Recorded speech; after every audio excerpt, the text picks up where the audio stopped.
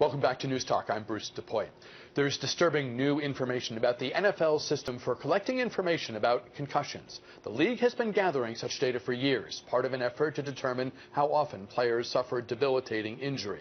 But a New York Times report is raising troubling new questions. Quote, for the last 13 years, the NFL has stood by the research, which the paper stated was based on a full accounting of all concussions diagnosed by team physicians from 1996 through 2001.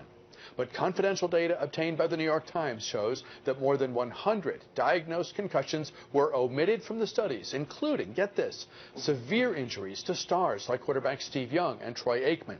The committee then calculated the rates of concussion using the incomplete data, making them appear less frequent than they actually were. After the Times asked the league about the missing diagnosed cases, more than 10% of the total, officials acknowledged that the clubs were not required to submit their data, and not every club did. That should have been made clearer, the league said in the statement, adding that the missing cases were not part of an attempt to alter or suppress the rate of concussions. Tom Threlkeld joins us now. He's editor-in-chief of the DC Pro Sports Report. Welcome back. Thank you, Bruce. This is blockbuster, and this is bad. If you're going to have scrutiny and data of an issue that has the significant implications for players that this concussion issue does, you're either doing it right or it's sort of a fraud. Yeah, I mean, this is part of the NFL sort of recently being all over the place on this issue. They have for years denied any medical evidence that there was a link between brain injuries and playing the CTE, the chronic traumatic encephalopathy, which people are talking about, and playing football. And that was maintained right up through the Super Bowl when Mitchell Berger, who was the head of the NFL's brain injury committee, denied that there was any evidence of a link, and he's a surgeon. And then, earlier this month, Jan Schakowsky, a Democratic congresswoman from Illinois, was chairing a roundtable meeting, and she asked Jeff Miller, who is head of the player safety at the NFL, if there was a link. And he said, startlingly, yes, we accept that there is a link, a medical link between playing football and these brain injuries. And this is a huge blockbuster statement. But, of course, it directly contradicts what the NFL is saying in court. There is a case in court right now. Last April, almost a year ago, there was a settlement reached for about $1 billion to settle all these brain injury claims made by former players. There was an appeal. It's in the Third District Court, and it's being appealed. And based on Mr. Miller's statements, the lawyers for some of these players are saying, look, the settlement needs to include present and future players suffering from CTE, not just these past ones. So the NFL has been saying one thing for years, denying a link, then they admit it, but in court they're still denying it. So it's very difficult to pin the league down. And a lot of people who remember the days when the tobacco industry had that's the exact parallel I was thinking. A well-funded lobbying and public relations enterprise operation based, I believe, here in Washington, and for the longest time there was, and I remember talking with Walter Merriman, who was with the Tobacco Institute for the longest time, and it was always, we still don't have enough definitive data to prove that smoking has a negative health impact. Right. So part of this, and I think part of the reason why folks are looking at this New York Times story about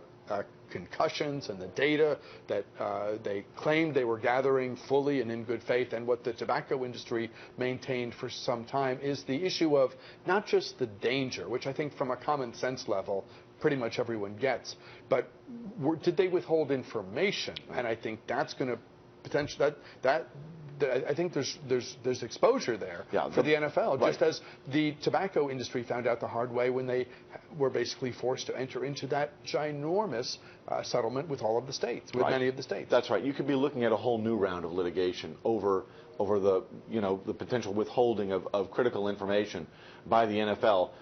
The previous settlement could be thrown out based on evidence like this. And there was already a judge who said that it wasn't enough money. That's right. That's right. And there could be more rounds of litigation based on this. They lied. We don't have all the evidence. you could have subpoenas and really trawling through all the information that the NFL has on this subject. Who knows what would turn up there? Not just, especially, and I'm sorry to interrupt, but when you think about Steve Young and Troy Aikman, two of the high-profile stars of the 1990s, two of the biggest stars of the 90s, right? Absolutely. And so the idea that anyone could have a set of data or papers in front of them with information on a screen, whatever, and not say, hey, you know who we don't have? Yeah. We don't have these two guys who we know retired from the game because of repeated concussions. So at that level, it sort of fails any credibility. Absolutely. I mean, it's kind of laughable. And the fact is, as we know, the NFL understood this at the time when they turned this information over, when they made this public. They knew they didn't have all of it. And they decided for some reason not to tell people that this isn't the full list. It calls into question a lot of things. I mean, every year now the NFL is releasing the number of concussions that come out. And in January they put out the number for 2015, which was up significantly from 2014. But again, we don't know if that is all the concussions. I mean, are all these things being fully reported? Is the league handing over all the information?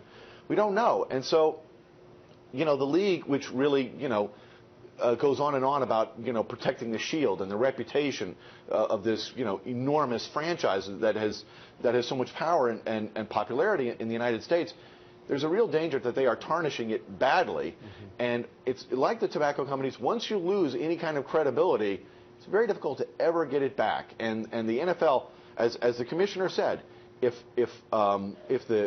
parents in the United States won't let their kids play football, it's a huge problem because fans come from playing it. If little kids aren't playing the game anymore, it's a huge problem to generate the next generation of paying fans. Phone lines open as we talk this Monday with Tom Threlkeld, our friend, editor-in-chief of the DC Pro Sports Report. We have a lot of topics to hit today with Tom, including Robert Griffin III going to Cleveland, Alfred Morris going to Dallas. We'll talk college hoops in a moment. But let's open the phone lines now for your thoughts, your questions and comments on this topic, the NFL, football, and concussions. Do join us if you'd like to be part of the conversation. We would love to have you with us at 703-387-1020. We're able to take calls between 11 and noon, so if that's when you're watching, do join in. We'll go to the phones as your questions and comments come in.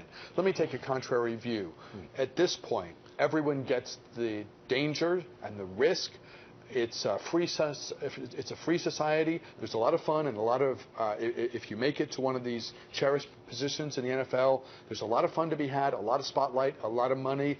Let people do what they want, assuming the risks as they go, because now there can be no doubt that, particularly if you tackle with your head and get unlucky and get nailed in the head, it could impact you significantly later in life. Well, that's interesting. A person I know asked me after the Jeff Miller of the NFL made this statement on Capitol Hill, acknowledging the link, said, why would he do such a thing? They're saying the exact opposite in court. And I'm not a betting man, but if I was, I would wager real money that the reason they're saying that is to provide protection for future lawsuits.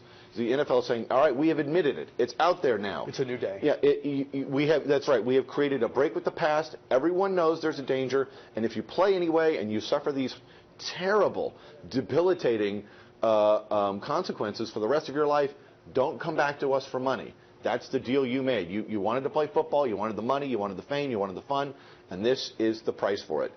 And I suspect that's exactly what the NFL was doing. Jeff Miller is a graduate of the Chicago University School of Law. He's a smart guy, and he would never have said such a thing unless it had been worked out in advance. And I'm almost certain that is the reason why he did it. Tom, stand by for just a moment. We'll take a break here. When we come back, your calls, your thoughts on this topic, and we'll segue, talk about college hoops. UVA out, Maryland out, the Final Four set, much more for you.